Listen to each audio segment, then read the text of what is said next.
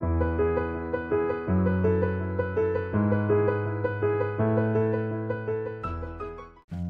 Everyone and welcome to money education. मेरा नाम अंजू पांडे है और चलिए आज हम पर्सनालिटी डेवलपमेंट चैप्टर 2 की ओर बढ़ते हैं। ये चैप्टर बहुत ही ज़्यादा इम्पोर्टेंट है क्योंकि आज पर्सनालिटी के जिस गुण के विषय में मैं आपसे डिस्कस करने जा रही हूँ वो हर एक व्यक्ति में होने ही चाहिए, चाहे आप एक स्टूडेंट हो, एक टीचर हो, आप एक बिजनेस पर्सन हो, आप कहीं जॉब करते हैं, किसी भी फील्ड से रिलेटेड है। ये स्किल्स हम सब के लिए इम्पोर्टेंट है और ये है कम्युनिकेशन स्किल्स। कम्युनिकेशन क्या है?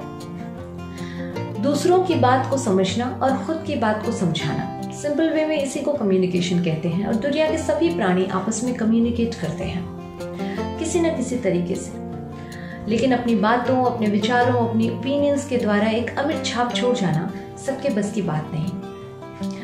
इसके लिए हमारे अंदर वो एबिलिटीज उपलब्ध होनी चाहिए जो हमें बेहतर कम्युनिकेशन में हेल्प करें और हमें एक स्ट्रॉन्ग पर्सनालिटी के रूप में उभारे। जो पहली चीज मेरे हिसाब से बहुत इंपॉर्टेंट है वो है बीइंग अ गुड लिसनर। एक अच्छा वक्ता पहले एक अच्छा श्रोता होना चाहिए। Good speaker should first be a good listener and believe me, एक लिसनर बनना इतना आसान नहीं है। इट्स वेरी डिफिकल्ट क्योंकि it takes a lot of patience and focus on a sight to become a good listener. Distribute करने से पहले, देने से पहले रिसीव करना तो इम्पोर्टेंट है।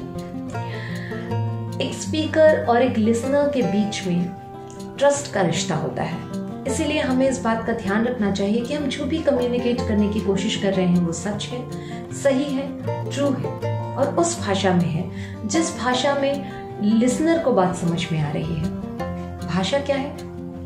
जब हम छोटे थे तो हमने अपनी व्याकरण की किताब में भाषा की एक डेफिनेशन पढ़ी थी कि भाषा वह माध्यम है जिसके द्वारा हम बोलकर या लिखकर अपनी बात दूसरों तक पहुंचाते हैं और पढ़कर या सुनकर उनकी बात को समझते हैं। यानी बेसिकली कम्युनिकेट करने का एक माध्यम है भाषा।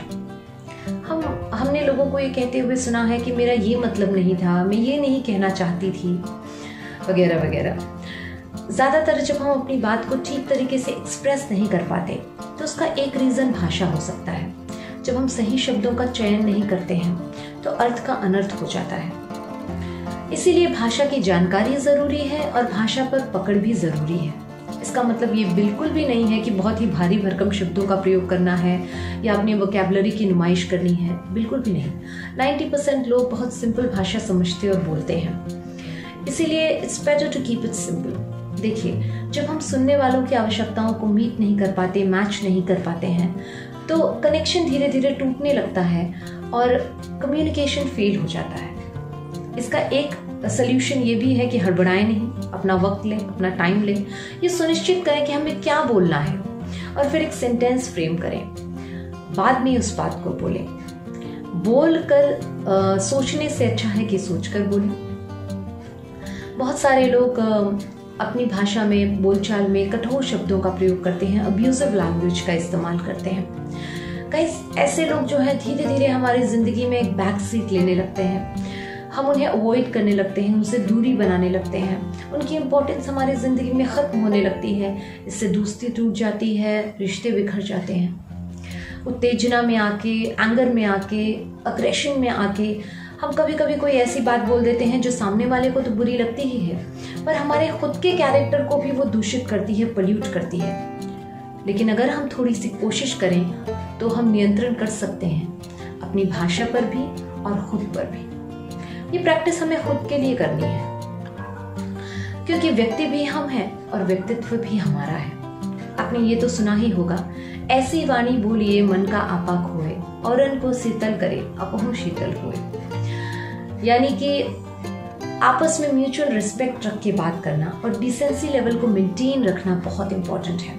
मधुर शब्दों का प्रयोग करना बहुत इंपॉर्टेंट है और जब हम मधुर शब्दों का प्रयोग करते हैं तो एक्चुअली हम दूसरों के हृदय पर, लोगों के हृदय पर प्यार और आकर्षण का एक ऐसा बांध छोड़ते हैं जिससे बच पाना नामुमकिन है और ये हमारी पॉपुलैरिटी की वजह बन जाता है, हमारे व्यक्तित्व में निखार की वजह बन जाता है।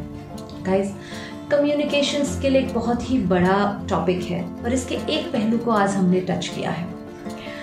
हम इसके बारे में और भी बातें करेंगे आने वाले वीडियोस में। अगर आपको ये वीडियो पसंद आया, लाइक करिए, शेयर कीजिए, कमेंट कीजिए और चैनल को सब्सक्राइब कीजिए। तब तक के लिए कीप लर्निंग।